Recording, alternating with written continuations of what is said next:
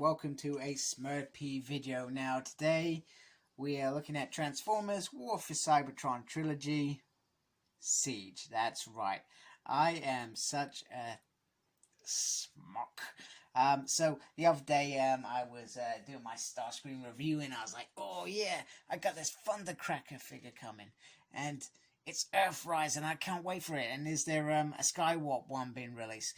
No, there isn't. There was a great 2-pack which I completely missed, and this is from the Siege series. And to be honest with you, I was going to avoid the Siege altogether, apart from perhaps Skyfire, because it almost looks like it is G1 representative, and I wanted the Earth kind of vehicles, etc., because that's what I'm into. Probably like most fans actually, unless you want that battle to be on Cybertron looking all cool and stuff. Now, Thundercracker here doesn't change into a plane. So he turns into some sort of Cybertronian vehicle. Beautiful artwork on the side and on the back. And as I got it, I looked on the back, I thought, oh, you dumb beep moment. However, in the G1 show, that first episode, they are in this mode, and I've got to give Hasbro credit where credit's due. It's fantastic that that they have given this a shot, because there was probably a lot of G fans out there that have gone, I would love that in my collection, you know. So kudos to them. And I thought, hey, I'm still going to review it, and Thundercracker, even though it's not the one that I would like, it's still Thundercracker in robot mode. So on the side we got the beautiful artwork, slightly different to the Earthrise artwork, and a lovely Decepticon logo on the front. Now in terms of side things, this is what Earthrise looks like. So that's going up because they're leaving Cybertron, and that's coming down because it's crashing out of Earth. That's how I'm seeing that. So I'm going to get him out of his cage and we'll have a closer look.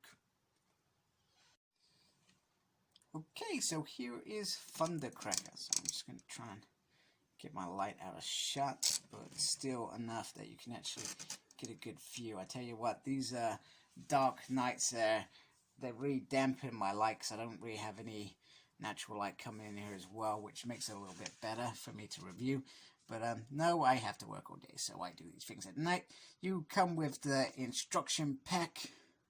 It tells you some Micro Masters and Battle Masters to get on the back that support him, and that's actually shown on the box. He comes with the lovely artwork with the sword, whatever, thingy majiggy. In terms of himself, he does look entirely like Thundercracker, and I will show him off against Starscream as well. Once again, I am struggling to show you the eyes. The eyes they're not red with this figure. They're kind of what's the word? No, they are red. You just can't see them very well. In fact, if I do that, there we go. Look at that. Wow, that looks awesome. That's probably the first figure that I've got the eyes right. So it's got a little bit of red lead piping, whatever you want to call it, on the back, stuff that I don't understand.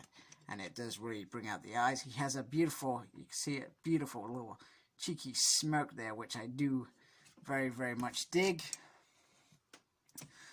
Now in terms of the top of the body, it has the stuff you would expect if he was in jet mode. And like I said, I don't have the Thundercracker of Earthrise, but you can't see much difference.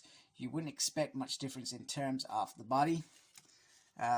Some fantastic little, I mean, there's not like different colors or anything, but there's some really fine details on there. He's got the usual guns, which I didn't show very well on Starscream, but you can also put it in his hand as well, which I think I only ever saw one episode where they did something like this. Of course, I could be talking rubbish and I'm not really remembering anything at all. It comes with the usual kind of, I've been in a fight and paint scratched kind of look, worn look down the legs. The details continue on the side. I mean, you got these massive holes which are there, but the detail that has been given is so beautiful. And then we come to the back. So the legs are, the feet are probably a bit different to the Earth feet on Starscream, for example, and probably this figure in general. But on the backpack is portion of his transformed mode, and I've got to say, I don't think it's that bad looking. It's quite nice, and you could see him just easily doing some stuff like that. You can even collapse it like that. Probably looks a bit weird, but you can. Let me get his arms down. It almost feels like a Death Charge kind of view, like that with the wings. I used to love doing that with Death Charge. Can't bring his wings back there. But you could do it a little bit like that, perhaps, and perhaps it looks a bit more cool. I don't think there's any right away. It doesn't really make the figure top heavy as well, which is always a worry with stuff on the back. Not a worry at all. And the parts stay connected, which I think is really nice. So in robot mode, very, very pleasant. I'm going to go get him transformed into this Cybertronian mode and go from there. Okay, so here is Skywarp transformed into his Cybertronian jet mode, flight mode, I guess, whatever you want to call it. And once again, I've got to love the worn out kind of paint all over.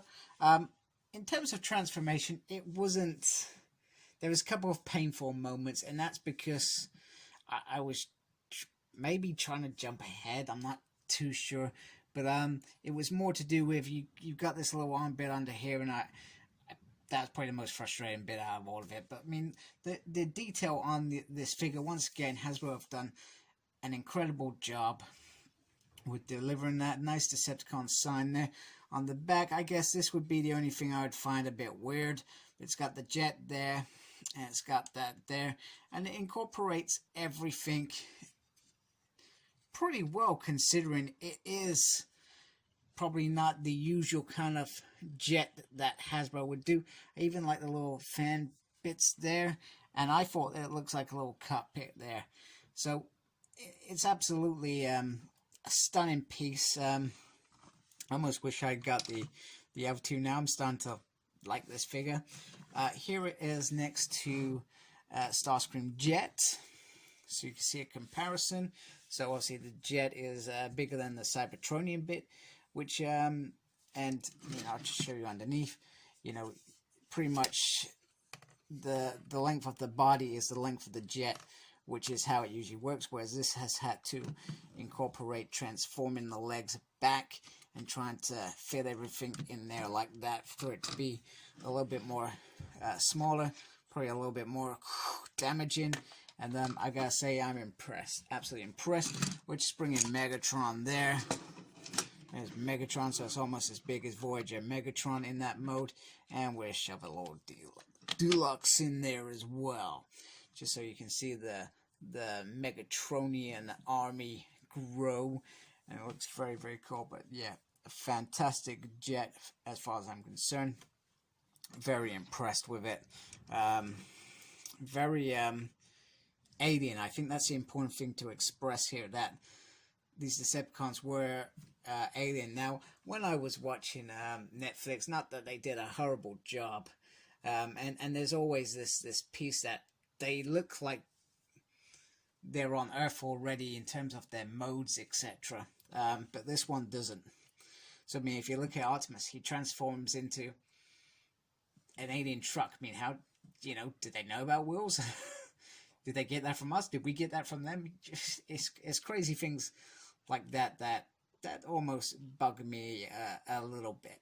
And I think that's something that I would have perhaps enjoyed a bit better, that they actually looked completely different on Cybertron to when they get to Earth. I think Netflix tried it.